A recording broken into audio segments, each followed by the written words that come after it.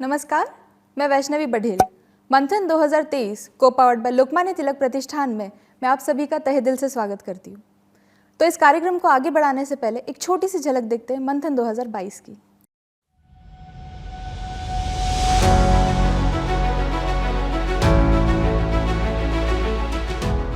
नमस्कार hello all को मेरा सादर नमस्कार। टिळक महाराष्ट्र विद्यापीठ प्रस्तुत मंथन 2022 को powered by canon cinema UOSST यामध्ये तुमच्या सर्वांचंच मनपूर्वक स्वागत।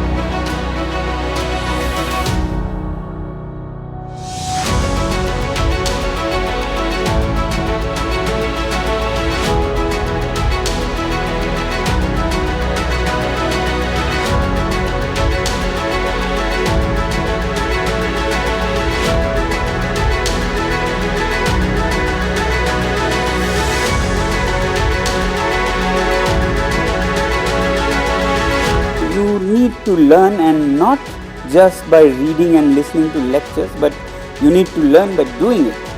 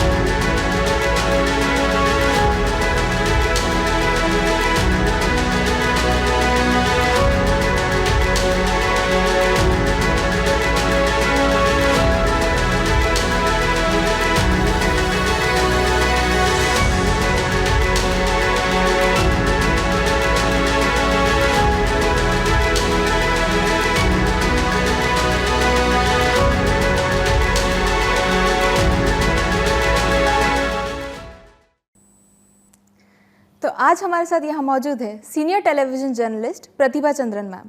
प्रतिभा मैम, मैं आपका हमारे शो में स्वागत करती हूँ। Thank you so much. Pratibha ma'am का न्यूज़ इंडस्ट्री में 25 वर्षों का तजुर्बा रहा है, जिसमें इन्होंने अलग अलग माध्यमों में काम किया है, जैसे प्रिंट, टेलीविजन और रेडियो।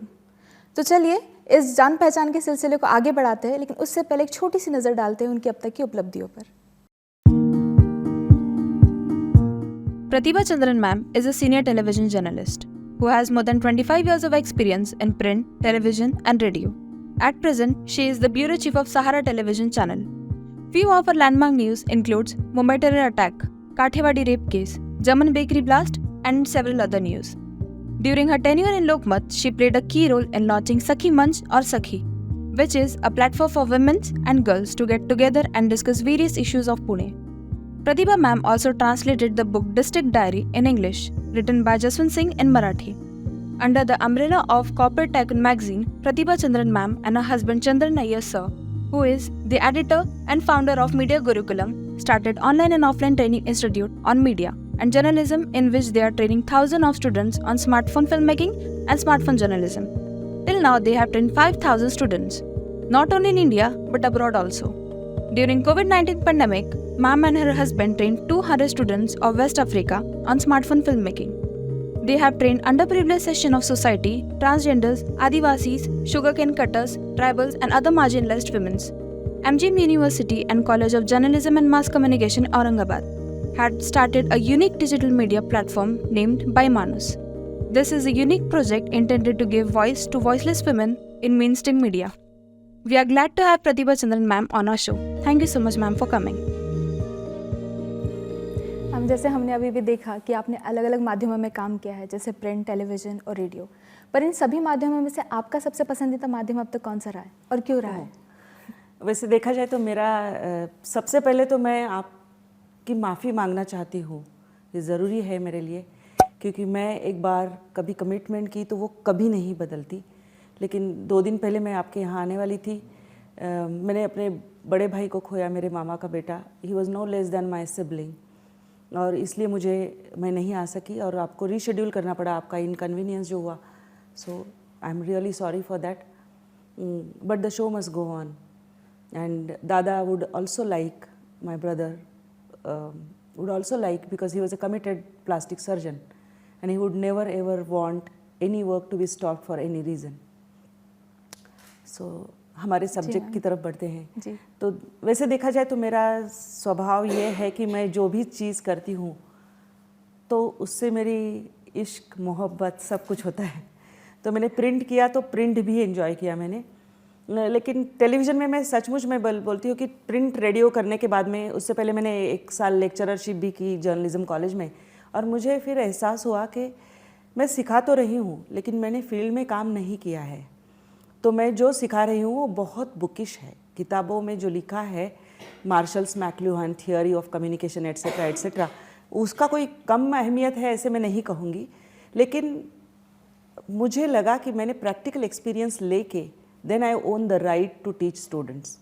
और फिर मेन स्ट्रीम मीडिया में आना एक सपना था ही, तो मैंने 1 साल करने के बाद में ज्वाइन किया एक अखबार में. उससे पहले मैं रेडियो में प्रोग्राम एग्जीक्यूटिव करके युवावाणी में काम करती थी. फिर कैजुअल न्यूज़ रीडर और न्यूज़ अनाउंसर का काम मैंने किया. साइमल्टेनियसली वो चलता रहा और प्रिंट में मैंने लगभग 10 साल से ज़्यादा काम किया है. उसके बाद में मैं यहाँ जब थी और औरंगाबाद से मैं पुणे भी शिफ्ट हुई, तो मेरी एक दोस्त थी Shruti Verma Singh, she was with NDTV, और श्रुति ने मुझे कहा कि प्रतिभा तुम्हारा इतना उत्साह है, तुम टेलीविज़न में क्यों नहीं करना चाहती. तो मैं खुश थी, अपने प्रिंट की दुनिया में मस्त थी. बोला नहीं यार मैं मज़े ले रही हूँ यहाँ पे, I don't want to you know. मैंने एक सप्लीमेंट लॉन्च की है, मैं मेन स्ट्रीम रिपोर्टिंग कर रही हूँ, so I am happy, I don't want to change. लेकिन उसने कहा कि एक बार कोशिश कर लो, 1 साल करो, नहीं पसंद आया तो you always have a choice to go back. तो तब ये टेलीविज़न में ज्वाइन करना है ये मैंने शुरुआत की. तो फिर मैंने कोशिश करना शुरू किया जहाँ मेरे दोस्त, कुछ एथिक्स थे मेरे, जहाँ पुणे जैसे सेंटर में बहुत कम तब जगह होती थी, अब जैसे बहुत सारे चैनल्स नहीं थे. इट वाज इन 2003, अब 20 साल हो रहे इसको. 2 जुलाई को मैं 20 साल टेलीविज़न में पूरी करूँगी. तो तब ये था कि हमारे 4-5 चुनिंदा लोग थे जो मेरे मेल कलीग्स थे पुणे में, जो टेलीविज़न के लिए काम करते थे और मैं जाना चाहती थी टेलीविज़न में. तो I use to frantically call you know कि जहाँ मेरा ये था कि जहाँ मेरे दोस्त थे वहाँ मैं अप्लाई नहीं करूँगी. फिर मेरे लिए ऑप्शन 2-3 ही बचे थे, जिसमें एक था सहारा, और विनोद दुआ जी तब सहारा के ग्रुप एडिटर थे जी. उनको मैं लगातार कॉल करती थी कि दुआ जी मुझे आपके साथ काम करना है. उनके जैसा एडिटर मिलना इज़ लाइक समथिंग. तो उनको नेशनल के लिए कोई नहीं चाहिए था पुणे. मेरी कंडीशंस भी थी कि मुझे उनके साथ काम करना था, लेकिन मुझे रीजनल के लिए नहीं, नेशनल के लिए ही काम करना था. उनको नेशनल के लिए कोई नहीं चाहिए था पुणे में. लेकिन मैंने उनको एक लंबी लिस्ट भेजी कि क्या स्टोरीज़ नेशनल के लिए पुणे और वेस्टर्न महाराष्ट्र से बन सकती है. और मुझसे तंग आकर, शायद या मेरे कॉल से तंग आकर, मेरी लिस्ट देखकर he was compelled to call me for interview. Interview हुआ तो वो मज़े का था. इंटरव्यू में मुझे पूछा गया कि कैमरामैन हम आपको नहीं देंगे, कैमरा करोगी. तो आप लोग तो लकी हो, आपको सारा कुछ देखने को मिलता है, आपको PCR ये वो. हमारे ज़माने में, मैंने 92 में जब मेरा मास्टर्स किया तो हमने कैमरा देखा भी नहीं था. हमारे डिपार्टमेंट को यूनिवर्सिटी में कैमरा था नहीं. तो कैमरा आपको करना पड़ेगा, करोगी. मैंने बोला हाँ सर. फिर उन्होंने बोला कि कितना दिन का कैमरा कभी सीखा है. No sir. कितने दिन का ट्रेनिंग लगेगा. तो मैंने बोला सर 1 हफ्ते का ट्रेनिंग ठीक है, काफ़ी है. That was over confidence by the way. But दुआ जी ने फिर मुझे पूछा सैलरी कितना लोगी. तो मैंने उनको मेरा जो तब का लोकमत का सैलरी था वो बताया. And I was so foolish, I never even negotiated. Okay, that was a self साबोटाज by the way. But ठीक है, मैंने निगोशिएट नहीं किया, मुझे काम करना था. मैंने बोला sir this is my salary slip, this is my CTC, आप इसके अबाउ जो देना चाहे ठीक है. आज का जनरेशन बहुत स्मार्ट है. मतलब मेरी बेटी ने जब जॉब बदली तो उसने 200% हाइक ली इतने सारे लोग कंपनियों के साथ बार्गेन करके. मैंने वैसे कुछ नहीं किया. फिर आ गई मैं. और 8 दिन का मुझे जैसे तैसे ट्रेनिंग मिला. जो कैमरा पर्सन थे मेरे नोएडा के, उन्होंने मुझे सिखाया माने वो मुझे लेके जाते थे और मुझे बताते थे कि हाँ देख लो कर लो. तो देख लो कर लो चलता रहा. फिर 8 दिन के बाद में मुझे एहसास हुआ कि ये लोग मुझे ठीक से नहीं सिखा रहे हैं, क्योंकि कहीं ना कहीं उनको लग रहा था कि रिपोर्टर्स अगर कैमरे करने लगे तो हमारे जॉब खा जाएंगे. तो वो सब देख देख के सीखी. फिर मैंने अपना थोड़ा बहुत सीख लिया. फिर वहाँ पे एक शर्मा जी करके कैमरा पर्सन थे, उनसे मेरी बात हुई. मैंने लगभग उनके पैर पकड़ लिए. सीनियर थे बहुत, मैंने बोला शर्मा जी अच्छे से सिखा दीजिएगा हमको। तो शर्मा जी ने मुझे कुछ कैमरा सिखाया और मुझे कैमरा कंपनी ने थमा दिया और मुझे यहाँ भेज दिया। तब से ये जो कैमरा, और ये मेरे लिए बहुत अच्छी बात हुई कि 1 साल कैमरा मैंने खुद करा। तो लड़ झगड़ के पढ़ के सब खुद जब आप सीखते हो गलतियाँ करते करते, वो जो आपको नॉलेज मिलता है वो बहुत अहम है। और अब टेलीविज़न अब मुझे बहुत पसंद आने लगा। 20 साल में हूँ और मैं बिल्कुल एक दिन भी मेरे लिए बोरियत नहीं रही है। हर दिन मैंने इक्वली एक्साइट होकर एंजॉय किया है। So if you ask me तो अब तो टेलीविज़न से ही इश्क हो गया है। टेलीविज़न, जी मैम। यस जी मैम, आप फ़िलहाल सहारा इंडिया टीवी नेटवर्क्स में ब्यूरो चीफ हो, तो एक ब्यूरो चीफ के रूप में आपकी भूमिका के बारे में आप हमें कुछ बताइए। अच्छा, वैसे देखा जाए तो मैं एक बहुत छोटा थाना संभालती हूँ जो पुणे का है। पहले हमारा रीजनल चैनल भी था नेशनल के साथ में, तब बहुत ज़्यादा काम हुआ करता था क्योंकि हम आधे घंटे का रोज़ एक बुलेटिन निकालते थे। तो ब्यूरो चीफ को प्लान करना है, एक तो न्यूज़ बड़ी खबर कोई मिस नहीं करना है आपको, इसके अलावा आपकी टीम को, टेलीविज़न में ये है कि कोई बड़ा कोई छोटा नहीं है। आपका अटेंडेंट हो चाहे आपका कैमरा पर्सन हो, इट्स अ टीम वर्क। आपका ओबी का एक छोटा कनेक्टर भी काम नहीं कर रहा है तो your work can suffer. It is very techno dependent. तो पूरे टीम को साथ में लेके चलना, सबको ये बताना कि भाई तेरे बगैर मेरा कुछ नहीं है, तेरे बगैर, ये कैमरा के बगैर या तेरे कैमरा पर्सन के बगैर या मेरे ओबी इंजीनियर के बगैर मेरा कोई वजूद नहीं है। ये हमने अपने आप को समझाना चाहिए। हम कोई स्टार नहीं है, हम कोई बहुत बड़े नहीं हैं उनसे। ये सब टीम को संभालते हुए चलना, अच्छे शोज़ प्लान करना। और जब हम टेलीविज़न में काम करते थे तो ये इंडस्ट्री भी हमारे साथ ग्रो हो रही थी, तो वहाँ इन डेप्थ रिपोर्टिंग के लिए बहुत जगह थी। मतलब हफ्ते भर कई सारे प्रोग्राम सेगमेंट्स होते थे।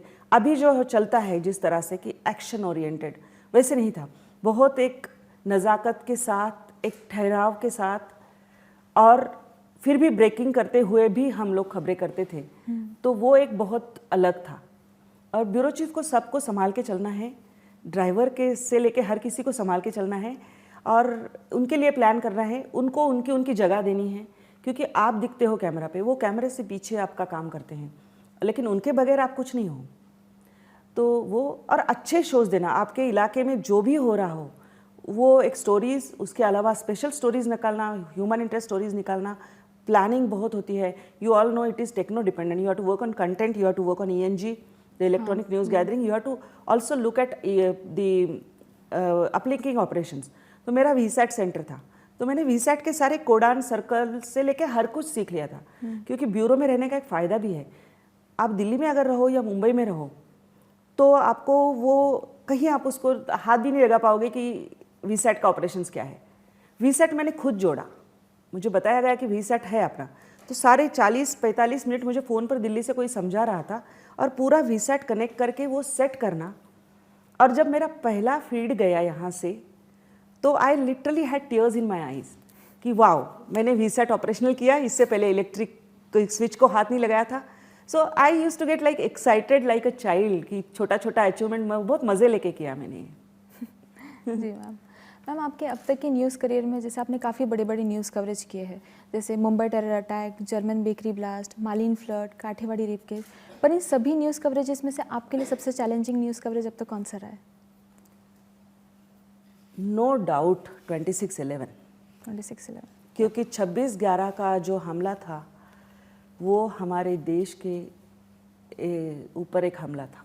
जी, उस समय मैं कहना चाहती हूँ कि जैसे हर रात को सोने से पहले मैं एक लास्ट बुलेटिन देख लेती हूँ कि क्या हो सकता है, कल रात, आज के दिन में क्या हुआ है, कल मुझे क्या फॉलो अप करना पड़ेगा इसके लिए। सो अराउंड 10:30 मैंने देखा तो मुंबई में फायरिंग शुरू हुई। यहाँ से ये खबर शुरू हुई कि साउथ बॉम्बे में फायरिंग हो रही है, लोग मारे जा रहे हैं। वो देखा तो पहले सभी चैनल्स को वहाँ लगा कि ये एक गैंग वॉर है। मुंबई में पहले गैंग्स हुआ करती थी काफ़ी सारी, और ऐसे ही लगा कि ये दो गैंग्स के बीच में एक वॉर चल रहा है। बाद में देख के मैं सो गई। मेरे एक चिंता भी थी क्योंकि अगले दिन मुझे मेरी बेटी को NDA पासिंग आउट परेड के लिए उसका स्कूल लेके जाने वाला था। जी, तो भेजे या नहीं भेजे वो डिलेमा में मैं सो गई। और तब ये हुआ कि रात को 1:30 बजे के करीब मुझे अपने न्यूज़ रूम से, असाइनमेंट डेस्क से फ़ोन आया और उन्होंने कहा कि पुणे में एक हफ्ते पहले, आप उठिए, टेलीविज़न देख रही हो? मैंने बोला नहीं सर, 11:30 बजे के करीब सो गए, हम नहीं देख रहे। तो बोले ज़रा देखो, सालस्कर, देन अशोक कामटे और हेमंत करकरे, तीनों मारे गए हैं। सो आई वॉज लाइक शॉक्ड कि हमारा ATS चीफ मारा गया है। ये सब मैंने टेलीविज़न लगाया और देखा, तो मेरा एक मुंबई का कलीग वहाँ पे वो कसाब को जिस तरह से पकड़ा, वहाँ से उसका दबते हुए वॉक थ्रू मैं देख रही थी। और ऑफिस को चाहिए था कि उसके एक हफ्ते पहले there was some Poona connection to that story कि हेमंत करकरे को, जो हमारे ATS के उस समय के चीफ थे, उनको एक STD बूथ से एक ये गया था, कॉल गया था, थ्रेट कॉल गया था, जान से मारने की धमकी का। और उसका एक बाइट मैंने DCP के साथ करके ऑफिस को भेजा हुआ था, वो स्टोरी। ऑफिस को चाहिए था कि वो बाइट मैं तुरंत इंजेस्ट करूँ, भेजूँ। मैंने कैमरा पर्सन को फ़ोन किया और उसको बताया कि आप जाके वो बाइट अपलिंक करो, लेकिन आप निकल रहे हो तब 4-5 दिन की तैयारी के साथ निकलो, बैग के, ड्राइवर आपके पास पहुँचेगा, मैं भी तब तक तैयारी करती हूँ, हम मुंबई जा रहे हैं। फिर 2:30-3 बजे के करीब, 2:30 बजे के करीब हमने वो बाइट अपलिंक कर दी। वो लोग आए, कितने दिन रहना है, क्या रहना है नहीं पता, बस जाना है। सो निकल गए हम लोग। फिर बहुत सारी नाकाबंदी, बहुत सारे इसमें से निकलते निकलते जब मैं तड़के वहाँ पर चेंबूर में पहुँची तो मैंने देखा इतना सन्नाटा, ऐसी मुंबई मैंने कभी नहीं देखी थी अपनी ज़िंदगी में, कि कोई नहीं है वहाँ पर। और फिर वहाँ से शुरू होता है आपका रिपोर्टर का ये। मैंने कैमरा पर्सन को कैमरा निकालने को, मुझे फिर 1 साल कैमरा करने के बाद में मुझे कैमरा पर्सन मिल गया था। तो वहाँ पे उठ खड़े होकर हमने एक वॉक थ्रू किया कि मुंबई, वो जिस तरह का चेंबूर वहाँ पे मैंने देखा वो कभी नहीं था, कोई नहीं रास्ते पर, पूरा सन्नाटा। और अभी का जो मुंबई का फ्रीवे बना है साउथ बॉम्बे के लिए, वो नहीं था तब। फिर हम लोग गए तो उस वहाँ भी पहुँचने को ये नहीं। फिर वो 72 घंटे का जो कवरेज था, it was combination of so many emotions. एक तो ये लग रहा था कि हमारे देश के ऊपर किसी ने हमला किया है, यहाँ पर घुसकर हमारे लोगों को मार रहे हैं। दूसरा, अगर आपने वो फिल्म देखी होगी तो पता चला कि मैं तो कवरेज सब कर रही थी और टीम थी बड़ी, हमारी 10-15 लोगों की टीम थी। और मैं, पता चला कि वाघेला नाम का एक व्यक्ति है जिसको कसाब ने मारा उसके बेटे के सामने। वो जो मूवी में अगर शॉट आपने देखा हो तो मुझे वहाँ पे जाके कवर करना था। और मैं वहाँ गई तो वो मेरे लिए एक बहुत ही अलग अनुभव था। मैं वहाँ पे खड़ी रही, मैं अपना वॉक थ्रू कर रही थी, उसकी फ्यूनरल की तैयारी चल रही थी और उसका 6 साल का बेटा जिसके सामने कसाब ने उसको गोली मारी, वो मेरा दुपट्टा पीछे से खींच रहा था कि दीदी पापा को गोली मार दी, दीदी पापा को गोली मार दी। और मैं वो सारा मोमेंट संभालते हुए मुझे अपना वॉक थ्रू करना था। उसके बाद में वो 72 घंटे का जो कवरेज रहा, that was like that shook us from inside. कुछ तो अंदर ये हो रहा था।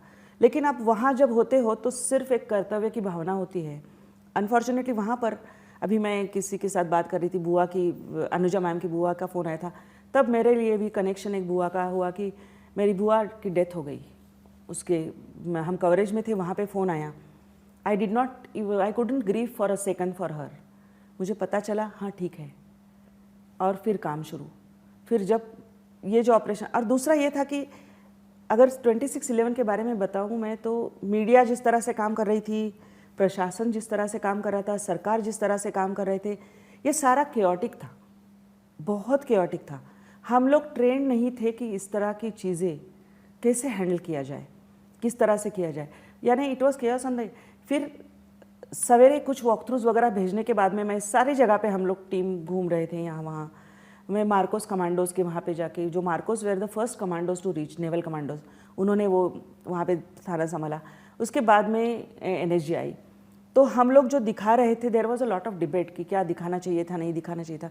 And I used to frantically call my editor, Sanjay Brakta sir was editor that time, कि sir are we not providing free of cost intelligence to our enemies.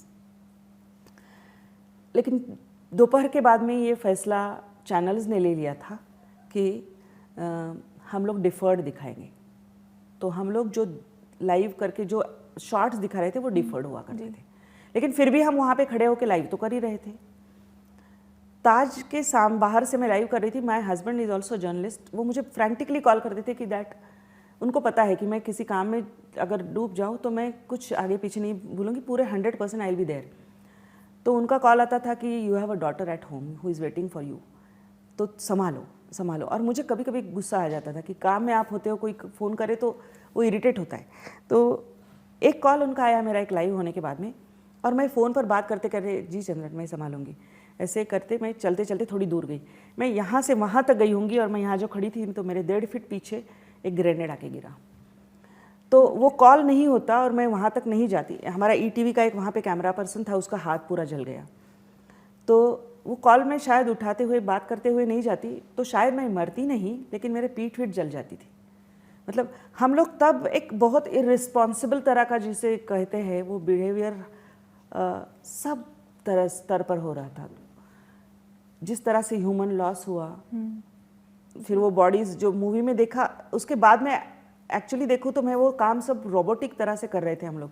मेरा driver सोया नहीं, मेरा कैमरा पर्सन सोया नहीं, हम 72 घंटे, हमको सचमुच ब्रश करने के लिए भी टाइम नहीं था, हम लोग जस्ट फ्लो के साथ जा रहे थे। और उसके बाद में जब मैंने मूवी देखी तो मैंने रियलाइज़ किया कि वो जो शॉट्स थे वहाँ जिसे कसाब ने मारा वो शॉट, तब मुझे रियलाइज़ हुआ कि अरे ये मैं थी, यहाँ पर मैं कर रही थी। वो बच्चा जो मेरा चुन्नी खींच के जो फिल्म में देख के ये हो रहा था। देन आपने नाना पाटेकर का वो एक शॉट देखा होगा मोर्ग में, वहाँ पे सारे बॉडीज़ वो टेररिस्ट के रखे हैं, वहाँ पर मैं उस वक्त मौजूद थी जब वो मारिया साहब वहाँ पर थे और ये सारा हो रहा था। तो मूवी देखते समय मुझे रियलाइज़ हुआ कि I was first person present there reporting that same thing. और एक्चुअली थिएटर में I could not control myself, मैं फूट फूट के रो रही थी। मेरे पति मेरे पास में बैठे थे, उनको लगा कि ये जब कर रही थी कवर तो शायद एक बहुत कंपोज थी। वो मूवी देख के मैं बहुत रोई। It shook me as a person from inside. और जो लोगों का लॉस हुआ, ये काफ़ी सारे एक्सपीरियंसेस है, डेथ को बहुत करीब से देखा है। मांडरदेव का इंसिडेंस था जहाँ 260 से ज़्यादा लोग मारे गए, वो हमने कवर किया। आवर्स वॉज द चैनल, ऐसे नहीं बोलना चाहिए, फर्स्ट का जो क्रेडिट है वो हमेशा लेना भी सही नहीं होता, लेकिन मैं किसी और स्टोरी के लिए वहाँ थी। जैसे हमारे लिए एक अजब इंडिया गजब इंडिया करके एक सेगमेंट था, उसके लिए मेरे कैमरा पर्सन को भेज के रखा था और मैं बाद में ज्वाइन होने वाली थी। वहाँ का स्टिंगर का कैमरा पर्सन था वो। तो वो ब्लास्ट होते हुए एक्चुअली और लोग मरते हुए वो सारे कैमरा में कैप्चर थे। और जैसे ही पता चला मैं निकली, मैं एनीवेज पाद में जाने वाली थी, बट मेरे जाने से पहले वो हादसा शुरू हो गया। और वो BBC से लेके सभी चैनल ने हमारा पूरा उस समय लाइव सारा हमारा टैग करके सभी चैनल्स ने दिखाया। एवरीबडी वॉज टेलिंग मी कि it was commendable job by you etcetera etcetera, but मुझे वो 260 लोग 270 लोग जो मर गए, उनके परिवार, फिर उनके साथ में जो हुआ वो दिखता था। तो मौत को इतने करीब से ये प्रोफेशन में देखा। फ्लड्स कवर किए तो मैं एयरफोर्स के इसमें बैठ के गई, चॉपर में बैठ के गई, जो रेस्क्यू ऑपरेशंस के लिए जाता है।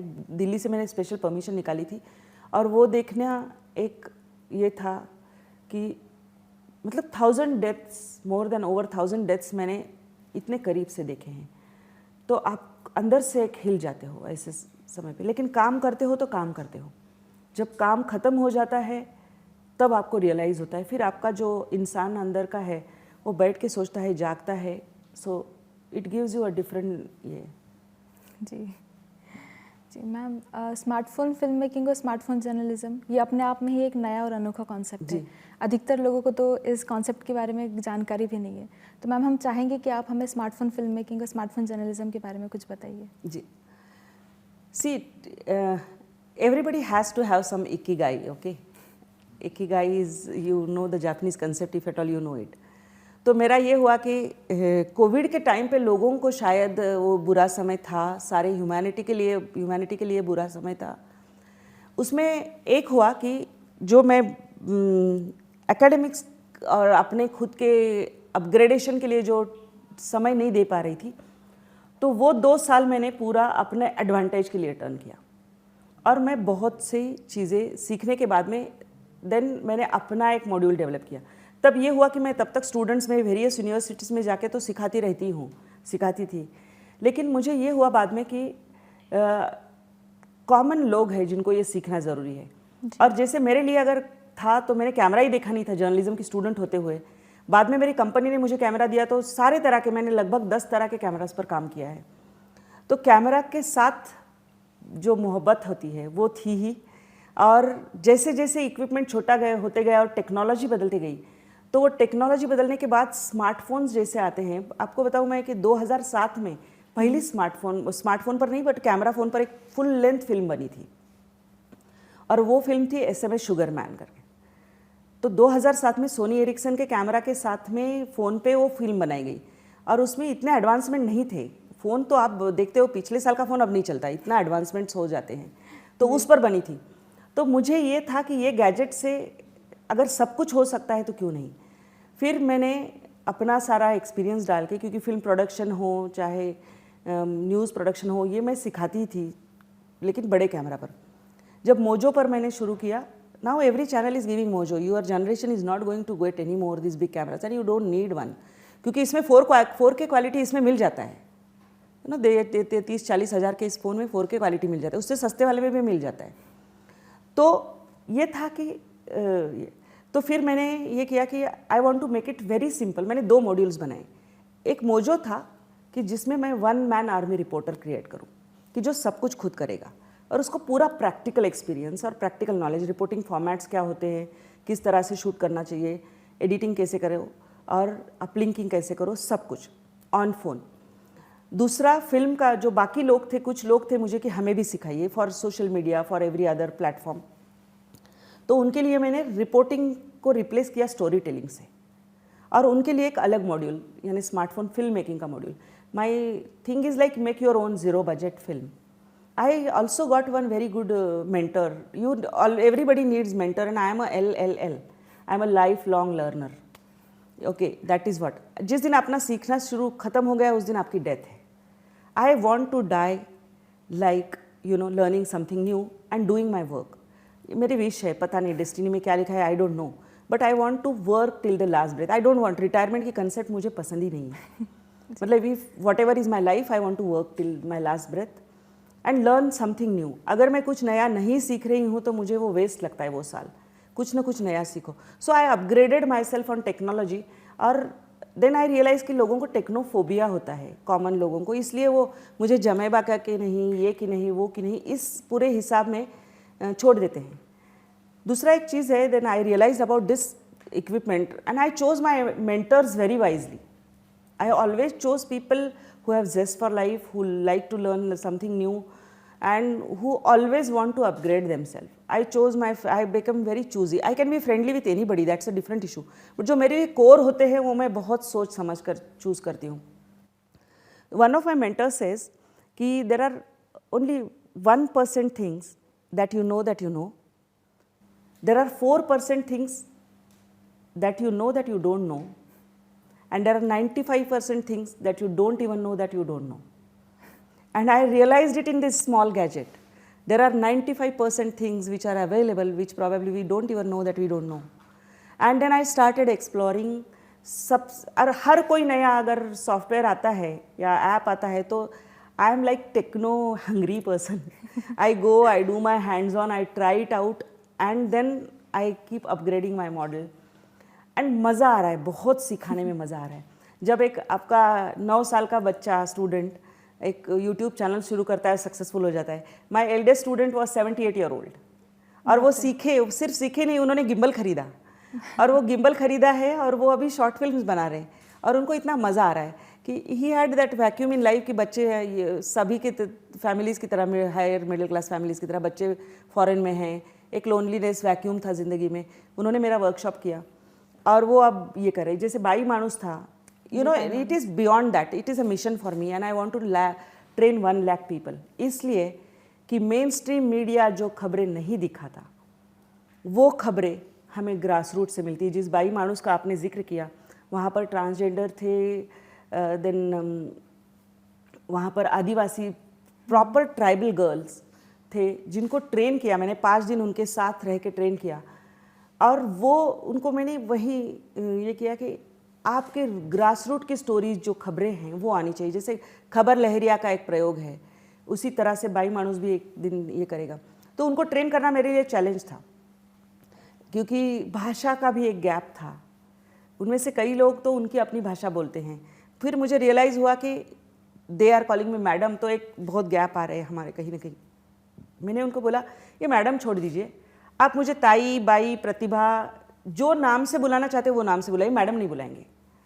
फिर हमने उनके साथ ट्राइबल डांस किया। जब वो मेरे साथ डांस करने लगी, मैंने उनको बोला कि मुझे डांस सिखाइए, तो उन्होंने मुझे ट्राइबल डांस सिखाया, तो वो एकदम घुल मिल गई। और उसके बाद 2 दिन में वो टीम ने जो सीखा, that is phenomenal. And they are reporting, they are doing it all by themselves. Edit खुद करते हैं, शूट खुद करते हैं, अकेले सब हैंडल करते हैं। और वो जो स्टोरीज़ वहाँ से ग्रास रूट से लेके स्टोरीज़ लेके आते हैं कि आदिवासियों में चींटियों की चटनी मिलती है, बनाते हैं चींटियों की चटनी, उसकी एक लंबी प्रोसेस होती है, उनके अपने डांस के तरीके हैं, उनके अपने पूजा के तरीके हैं, शादी के हैं। ये स्टोरीज़ लोगों को ज़्यादा पसंद है। हम मेन स्ट्रीम मीडिया, हम लोग अब जो कवर कर रहे हैं, that is just we are covering action of a politician.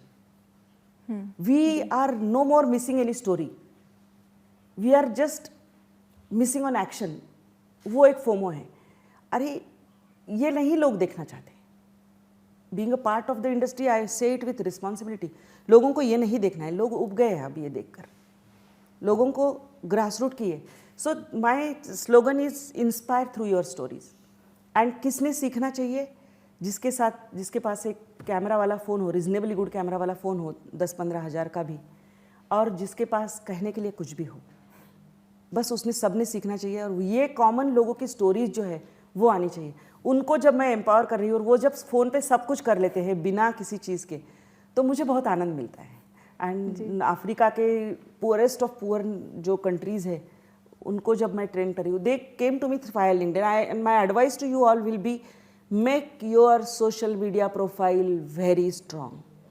And LinkedIn is the powerful medium. मतलब सब जगह करो, मैं नहीं बोल रही हूँ, professionally while you are passing out, make your LinkedIn profile very strong and very professional. Facebook is for another thing. Understand what does medium stands for. Insta is for another thing. You have your profile on every social media platform. कहाँ पे क्या करना चाहते हो? Because content marketing is going to be the biggest thing, and it is growing very fast. तो आप अपना जो सोशल मीडिया प्रोफाइल करोगे, उसमें LinkedIn keep it strictly to professional. Don't write 10,000 things on LinkedIn. Choose your something which is your expertise, and उस पर आप post लिखो consistently. Just write 2 posts a week. I am giving you formula, and see the magic in 90 days. Just see the magic in 90 days, how it happens. Then cross media platform खुद को promote करना। So going on Insta, you will create some nice micro videos. Okay, create some nice micro videos on a specific niche that you choose a niche. Okay, and उस पर आप करना शुरू करो.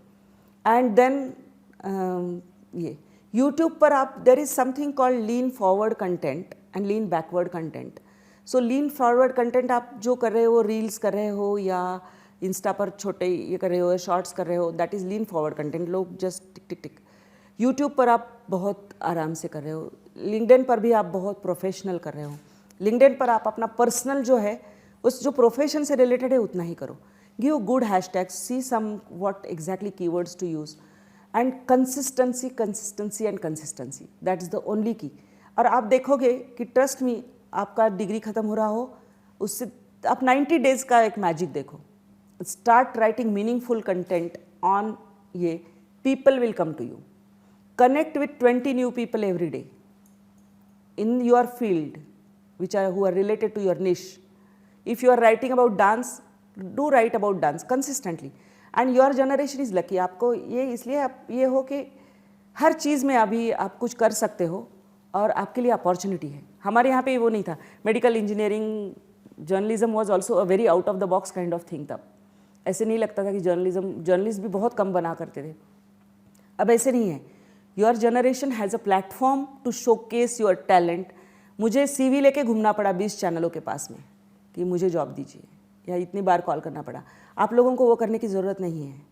You can showcase your talent on your social media platform, make it strong, deliberately do it.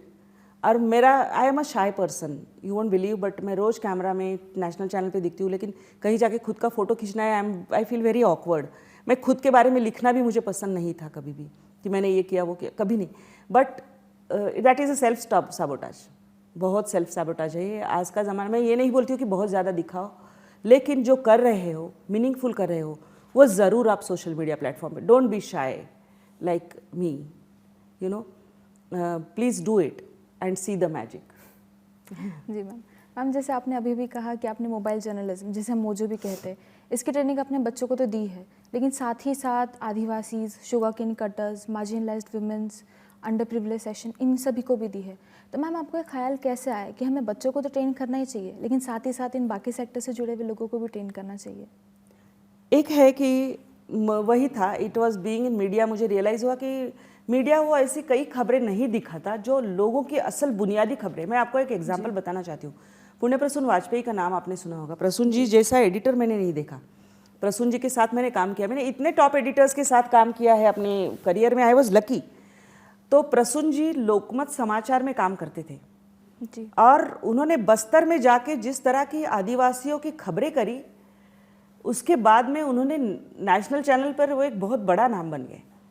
मैंने देखा कि हमारे देश में इतनी डाइवर्सिटी है और लोगों के पास इतनी इंस्पायरिंग कहानियां हैं जो ड्यू टू प्रोफेशनल कंपल्शन या कुछ भी हो, मेन स्ट्रीम मीडिया इग्नोर करता है। तो मुझे लगा कि ये लोग खुद अपनी कहानी बताएं, वो बहुत ज़्यादा इम्पॉर्टेंट है।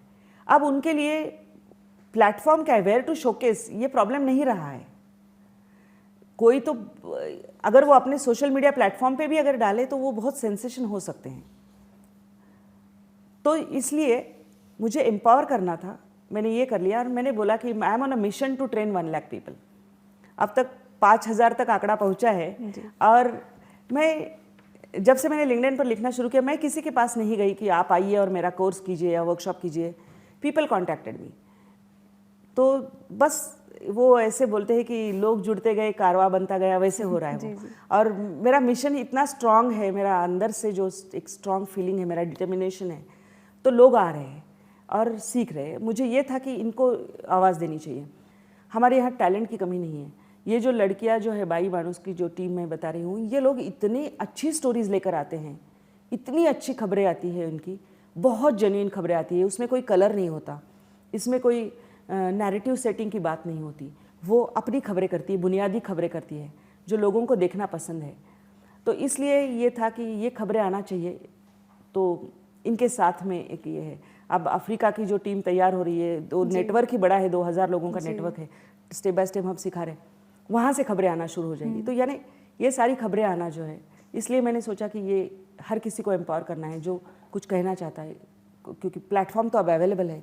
उनको हमारे मेन स्ट्रीम मीडिया के पास नहीं जाना है कि मेरी खबर लगाइए, मेरी खबर लगाइए, नहीं। जी जी। वो खुद दिखा सकते हैं। So why not. जी मैम। या तो मैम से हमने जाना उनके अब तक के कई सारे किस्सों और अनुभवों के बारे में। इसी बातों के सिलसिले को हम आगे यूं ही बरकरार रखेंगे, लेकिन मिलते एक छोटे से ब्रेक के बाद।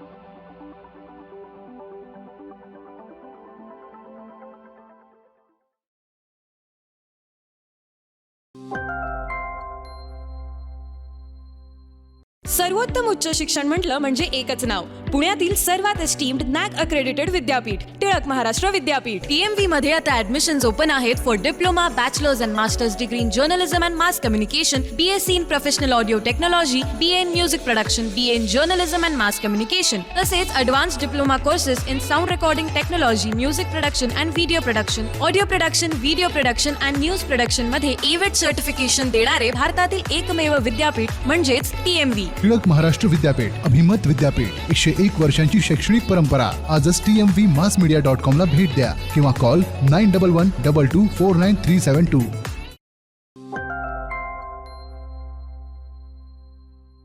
तो ब्रेक पर जाने से पहले हमने मैम के काम और उसके प्रति उनके डेडिकेशन के बारे में बहुत सारी बातें की. तो इसी बातों के सिलसिले को हम आगे बढ़ाते मेरे अगले सवाल के साथ.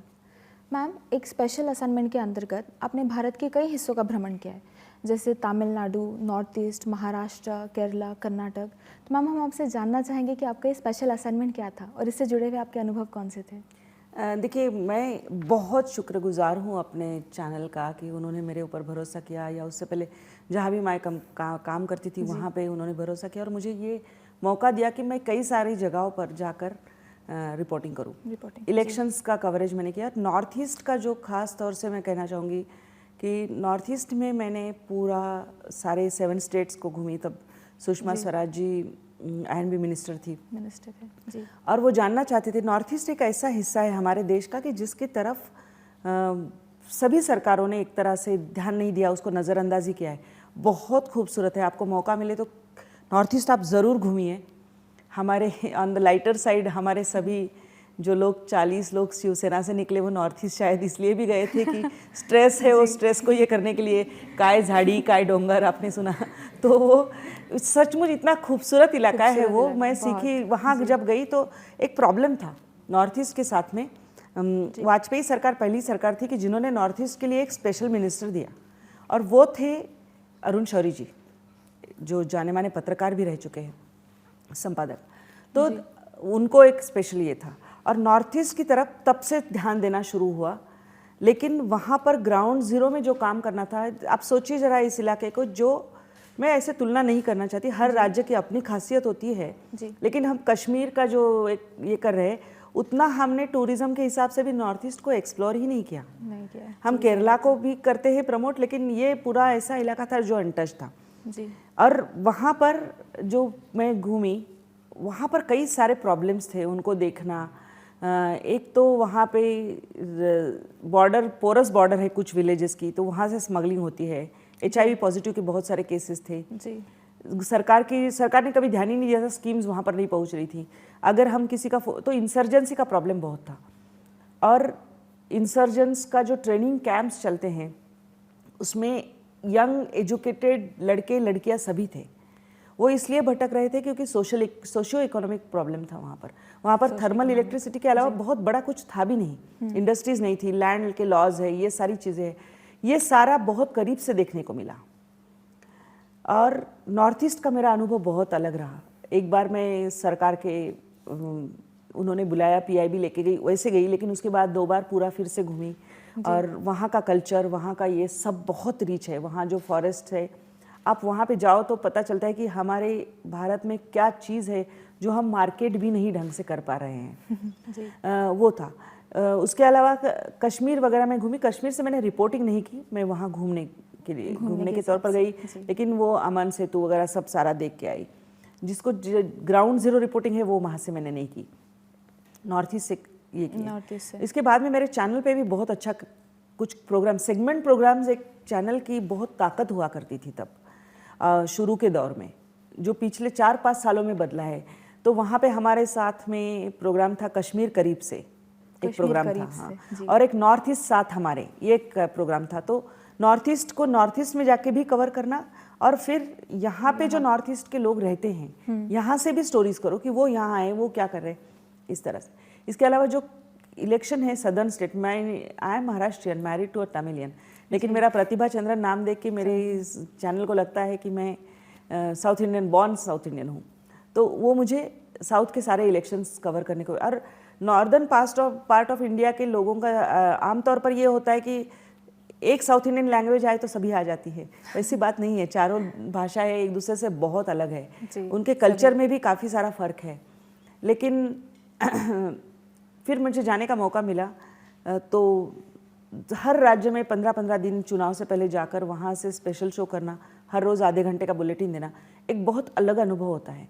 और हमारे यहाँ पे इतने अच्छे जो प्रोग्राम्स बनते थे, तो हम इलेक्शन चुनाव से पहले एक ट्रैवलॉग करते थे, और वो ट्रैवलॉग जो है वो बियॉन्ड पॉलिटिक्स होता था कि उस राज्य की जो खास पहचान है, उसका वहाँ का खान पान कैसे है, उसका रहन सहन कैसे है, वहाँ के कला क्या है, साहित्य क्या है, टूरिज्म क्या है, ये सारा दिखाने का वो वैसे बुलेटिन्स बनते थे। वो बुलेटिन्स भी बनते थे। जाके जयललिता को कवर कर रहे हो, लेकिन आप तमिलनाडु में जाके करुणानिधि और जयललिता, उनका पॉलिटिक्स कवर कर रहे हो, लेकिन उसके साथ हम वो भी दिखा रहे हैं कि भरतनाट्यम यहाँ की एक खास ये है, खासियत।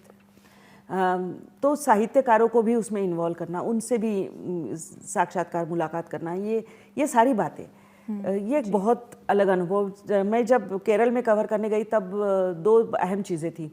एक रसुल पुकुटी, जो हमारे पुणे के FTI के स्टूडेंट्स थे, उनको साउंड मिक्सिंग के लिए ऑस्कर मिला था, वो साउथ में थे। शशि थरूर का वो पहला चुनाव था। शशि थरूर UN से निकले थे, और वो वहाँ पे उनका इंटरव्यू करने के लिए हमको हमारे प्रोग्राम्स में कई सारे बदलाव करने पड़े, बट वो एक एक्साइटमेंट होता है। डॉक्टर कलाम साहब के मैं घर पे गई, मैं साइंस कवर करती थी, तो कलाम साहब से मैं कई बार मिल चुकी थी, साइंस कांग्रेस के दौरान हो, उनकी सुखोई सोर्टी यहाँ पर जब वो राष्ट्रपति थे तब हुई, वो मैंने कवर की। तो मैंने अपने कैमरा पर्सन को कह रखा था, कुछ भी हो जाए हमको उनका इंटरव्यू करना है। लाइव हम सवेरे से थे और लाइव किया। जैसे ही कैमरा पर्सन में आप पे बहुत अच्छा तालमेल होना बहुत ज़रूरी होता है, तो मैंने उसको पहले से बोल के रखा था। तो हमारा 200 एक बड़ा कैमरा था, आप में से किसी ने अगर उसको ये किया हो तो उसकी 10 किलो की इतनी बड़ी बैटरी होती थी, और वो 200 कैमरा, उसको मैंने बोला था जैसे ही कलाम साहब की सुखोई नीचे आएगी तो कैमरा हैंडी कर ले उठा के ट्राइपॉड से। तो उसने वो किया, और हम पीछे पीछे गए और हमने उनका इंटरव्यू वहीं पे कर लिया। वो लाइव गया, एक्सक्लूसिव गया हमारे पास में। कलाम साहब was such a great man, तो उन्होंने वो इंटरव्यू दे दिया। उनका कोई ये नहीं था कि मैं कोई राष्ट्रपति हूँ, ये इतना सिंपल, इतना हम्बल आदमी नहीं देखा मैंने।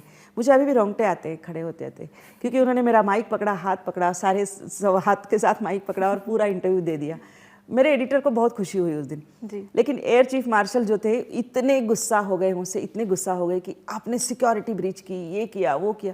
मैंने बोला काहे की सिक्योरिटी ब्रीच की, ये एक्रेडिटेशन कार्ड आपने जो हमको दिया लाइव के लिए, यहाँ तक हम अंदर पहुँचे हैं, तो आपने हमको सिर्फ वो स्कैनर से नहीं निकाला, सब हमारे इक्विपमेंट से लेके सब कुछ स्कैन होके आया है, और बाद में आपने हमको कार्ड इशू किया है ये कवर करने के लिए। और मैंने उनको एक और बहुत लाइटर वेन में बोला था कि you know your duty, my duty was to take his interview, your duty was to stop me, I passed, you fail, that's it, one line, you know. और उसके बाद मैं जब तमिलनाडु का इलेक्शन कवर करने गई तो मैं कलाम साहब के घर पे गई। मैं बताना चाहती हूँ आपको, उनके बड़े भाई वहाँ पर रहते हैं रामेश्वरम में, और सर तब कलाम साहब तब राष्ट्रपति थे, और फिर भी वो वहाँ आते तो अपने घर पे रहते थे। और ऐसा इंसान नहीं देखा, मतलब वो इतना छोटा सा घर है, वो अभी भी रामेश्वरम में उनका जो घर है वो आप देखोगे तो वो छोटे गांव की गलियाँ जैसे है वैसे ही है। तो मुझे ये सोचने लगी मैं वहाँ पे उनके घर में जाने के बाद, उनकी वो खटिया वही है, ये सब वही है, कुछ नहीं बदला। और मैंने देखा तो मैं सोच में पड़ गई कि ये इंसान ने मिसाइल के बारे में अब से 70 साल पहले जब भी वो सीखते थे, कहाँ सुना होगा, कैसे सुना होगा। वो एक इंसान वो वहाँ से आता है और हमारा मिसाइल मैन बन जाता है। एक अलग अनुभव था। मतलब ये सारा जो ये जर्नलिज्म की खासियत है ये मेन स्ट्रीम की, कि विच कीप्स यू गोइंग। मतलब आपको सैलरी कितनी मिलती है, क्या मिलती है, वो सारा छोड़ दीजिए, वो एक अपनी जगह पे है। लेकिन जो आप ये एक्सपीरियंस करते हो, ये जो बड़े लोगों को आप बहुत करीब से देखते हो ना, ये एक रिवॉर्डिंग है, बहुत रिवॉर्डिंग है। कल्चर देखना, ये देखना, लोगों से मिलना, हर तरह के अच्छे बुरे हर तरह के अनुभव आते हैं। कई सारी डरावनी भी बातें होती है, कई बार जान का खतरा होता है, कई बार आप लाइफ रिस्क करते हो, ये सब अपनी जगह पे है। लेकिन कोई भी एक दिन दूसरे दिन की तरह नहीं है। हर दिन नई कुछ चीज़ें हैं, नई चुनौतियाँ हैं, नई एक्साइटिंग चीज़ें हैं। That's it. Yes ma'am. जी मैम, आपने कोविड पैंडेमिक के दौरान 200 वेस्ट अफ्रीकन स्टूडेंट्स को ट्रेनिंग दी थी।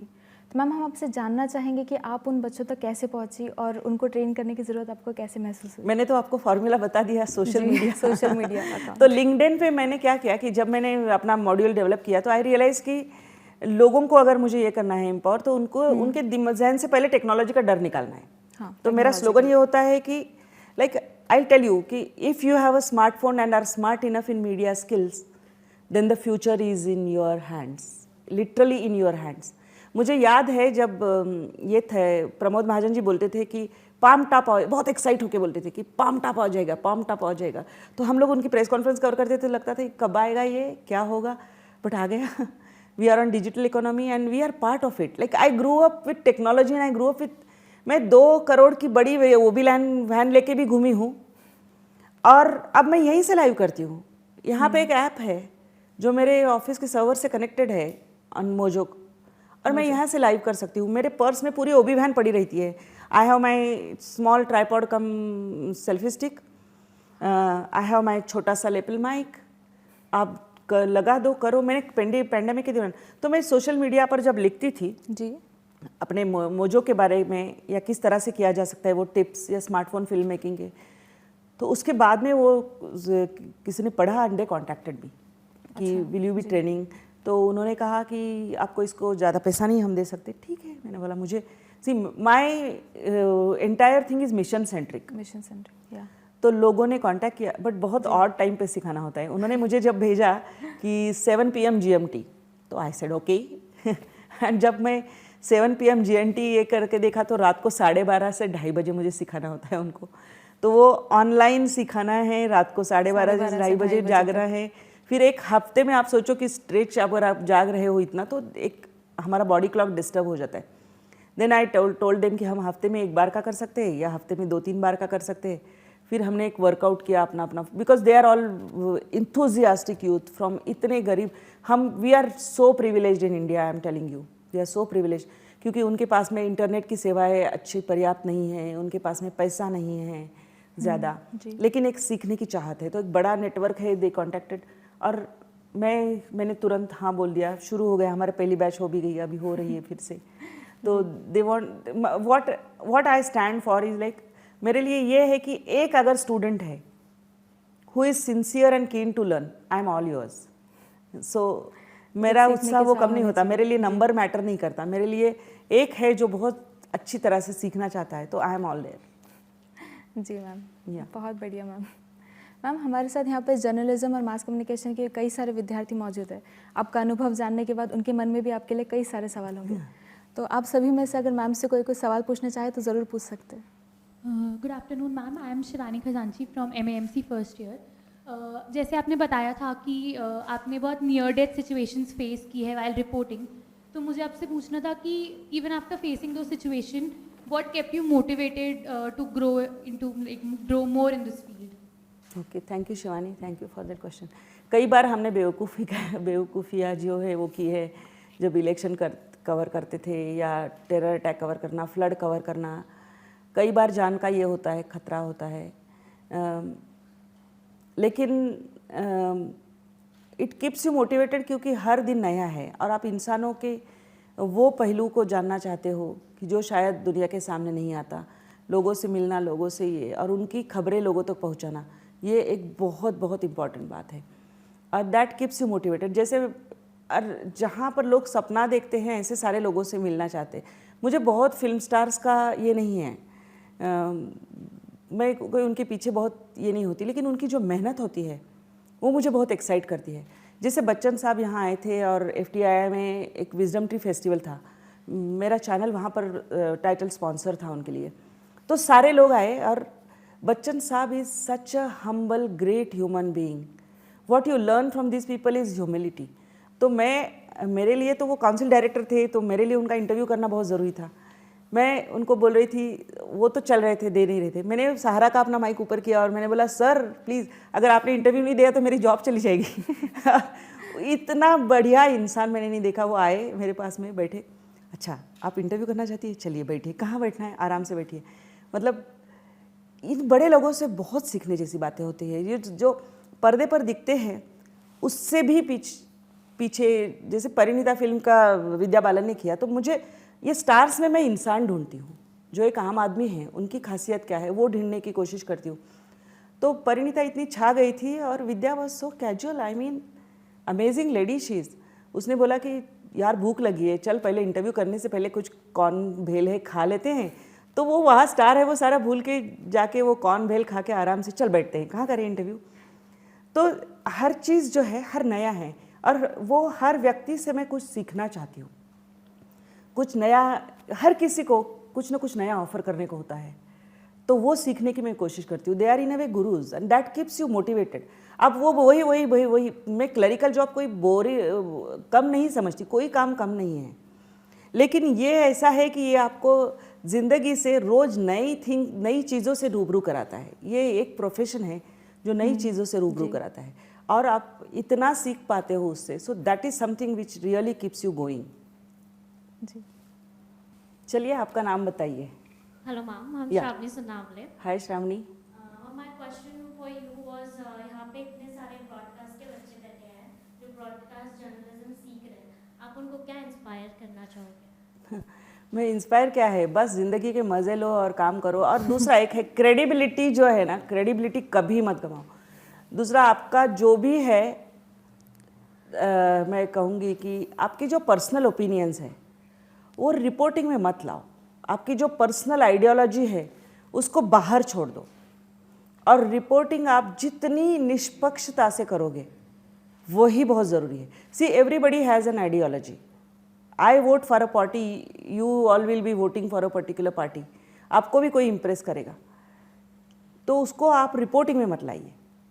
अभी जो होता है ना कि कहाँ हम ये हो रहा है कि यू कैन मेक आउट कि ये राइट विंग जर्नलिस्ट है, ये लेफ्ट विंग जर्नलिस्ट है।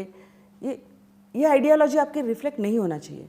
आप जब खबरें करते हो तो वो इंसान के लिए खबरें करो और एक जो आम आदमी है उसके लिए खबरें करो। और क्रेडिबिलिटी से ज़्यादा कुछ नहीं है। I always tell, be worried about your sleep and reputation, क्योंकि स्लीप आप तभी अच्छे सोओगे जब आप किसी के साथ गलत नहीं करोगे या कोई भी आपके प्रोफेशन का कोई भी एडवांटेज नहीं लोगे। ये प्रोफेशन ऐसा है कि आपको इमेंस एक्सेसिबिलिटी देता है और इमेंस मिसयूज़ करने की भी अपॉर्चुनिटीज़ देता है। Just be careful about your sleep. Temptations बहुत आएंगे, उनको ना बोलते हुए पीसफुल स्लीप के लिए वही है कि मैंने आज कुछ गलत नहीं किया। यू आर योर ओन जज, you are answerable only to yourself. तो वो है credibility is the most important thing. कई बार हम कलर करके खबरें देने की कोशिश करते, डोंट डू दैट। तो वो जो है वही मैं कहूँगी कि guard your reputation and credibility like life, because even if you die your reputation stays, you know, that is very very important. जी मैम, हमारे आपको जो कहना है नहीं, आप में से कौन है जो रियल जर्नलिज्म में जाना चाहता है? क्योंकि सभी अपॉर्चुनिटीज़ तो है, लेकिन मैं आपसे पूछना चाहती हूँ कि जर्नलिज्म में जाना है, मीडिया में जाना है, ओके, क्या करना चाहते हो आप? जर्नलिज्म में कौन सा फील्ड है जो आपके क्लोज है?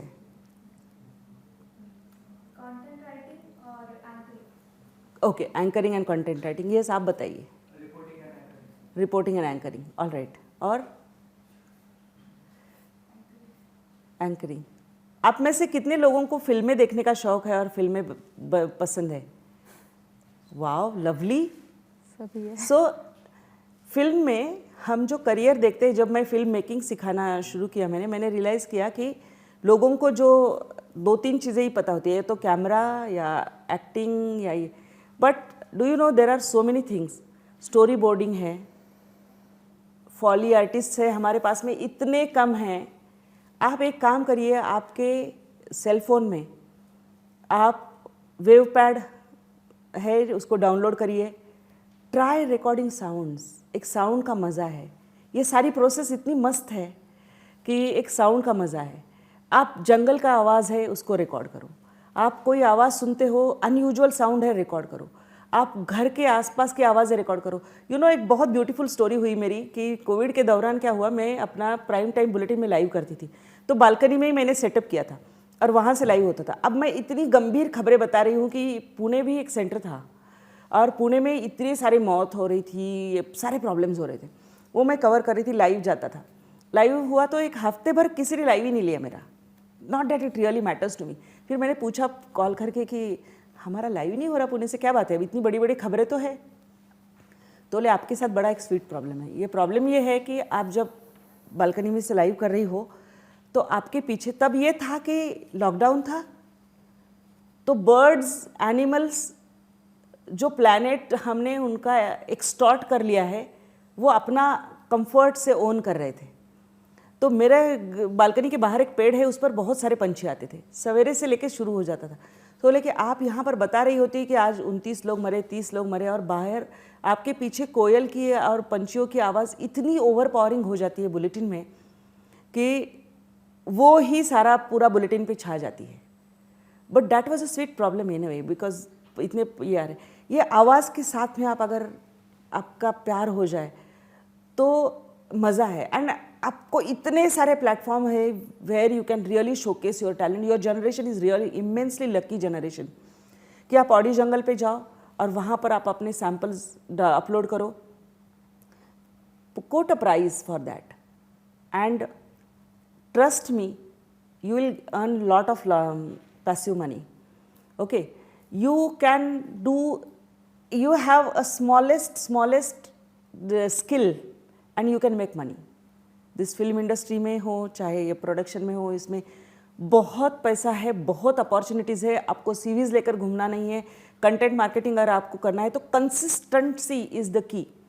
उस पर आप कंटेंट लिखो और डालते रहो और get connected to people in this. ये आपको ये होता है, micro videos are is going to be the world. आप देखिए, पहले यूट्यूब था, अभी हर प्लेटफॉर्म वीडियोज़ पे आ रहा है. फेसबुक ने वीडियो शुरू करी, इंस्टा पर हो चाहे कहीं हो, LinkedIn is big way promoting now video content. तो आपके लिए अपॉर्चुनिटीज़ की कमी ही नहीं है. आपको मेरी तरह सीवी लेके घूमना ही नहीं है जॉब के लिए. So do that. एंड इतने सारे अपॉर्चुनिटीज़ है जिसमें काम कर सकते हो आप. Yes Ashish. क्वेश्चन इज कि जब अपन किसी कोई हार्ड सिचुएशन पे रिपोर्टिंग करते हैं तो अपने इमोशंस को कैसे कंट्रोल करें? ओके, या दैट्स ये क्वेश्चन. आई टेल यू, मैं जब शुरू में ज्वाइन हुई और एक बस जल गई थी and 40 people were charred to death, actually charred to death. Camera पसंद नहीं था. ओवर अ ईयर मैंने कैमरा खुद करा. तो मैं वहाँ बस, मेरे पास में ड्राइवर हुआ करता था, मैं गाड़ी से उतरी और शॉट्स ले रही थी. तो I was crossing the bodies.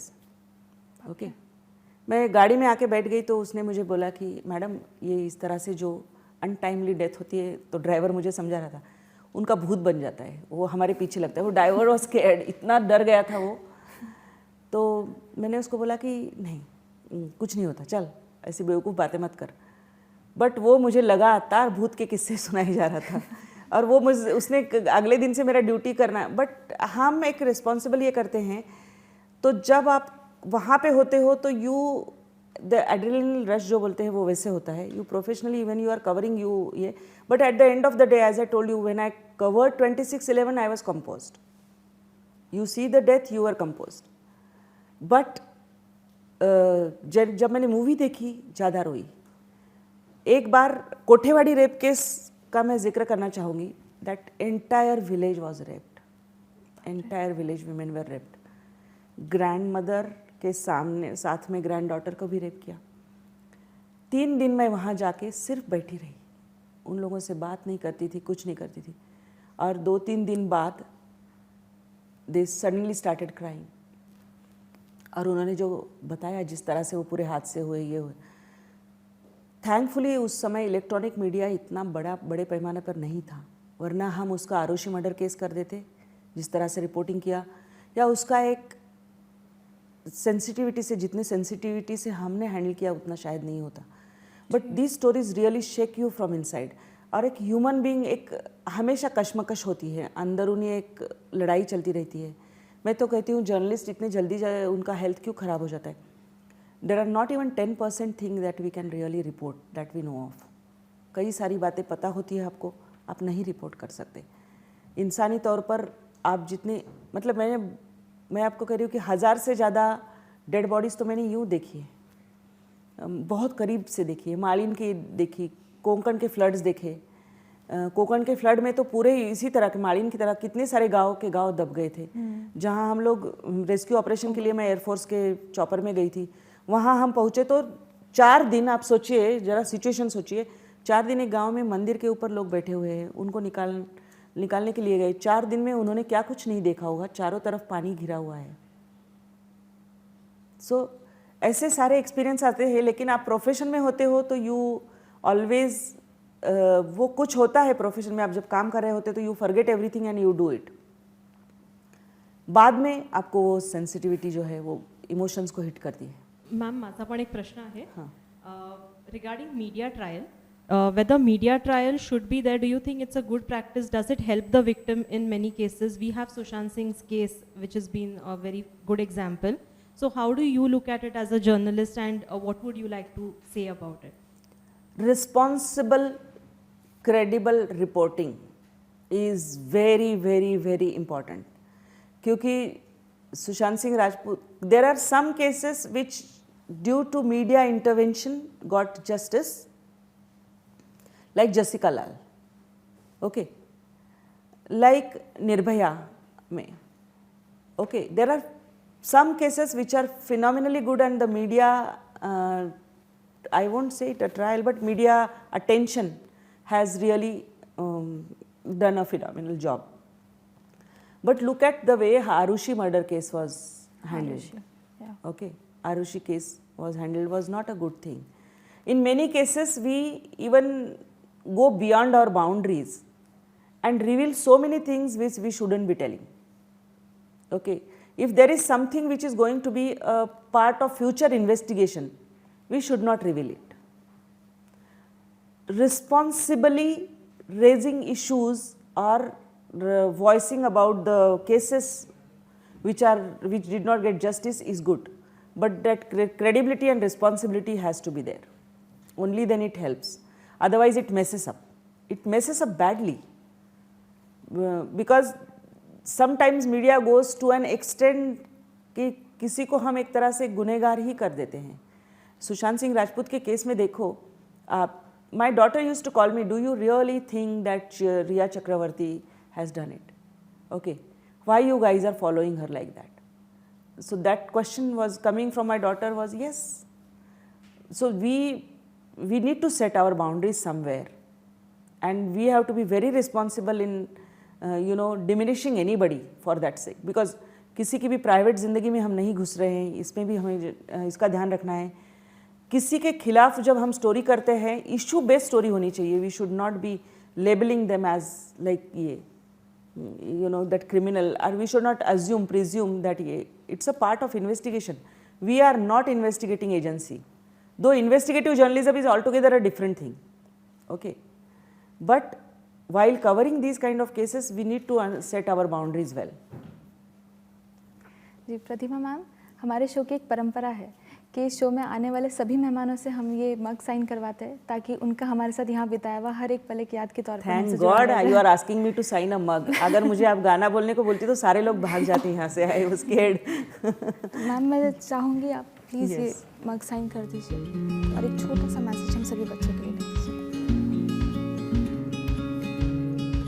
इसको लिखना है जी, एक साइन और एक छोटा सा message.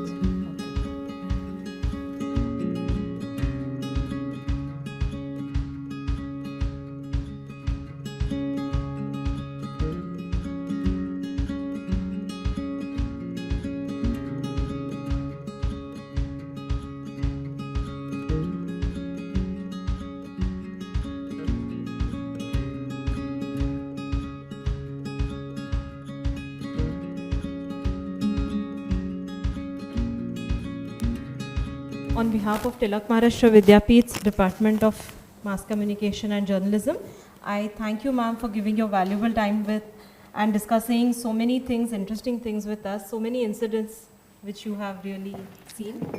I would request Kandge sir to felicitate you on this occasion.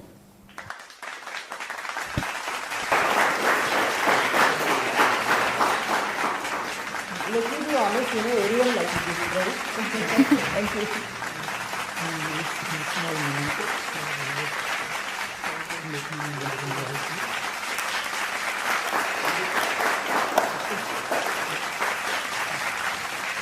Oh, lovely. Thank you. This is wonderful.